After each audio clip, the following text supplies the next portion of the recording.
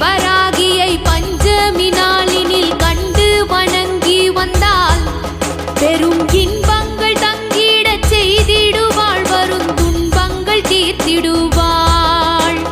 சிங்கத்தின் மீதினில் வந்தருள் செய்திடும் சிந்துர வண்ணத்தினாள், அன்னை செங்கையில் சங்குடன் சக்கரம் கொண்டவள் விஷ்ணுவின் அம்சத்தினாள்.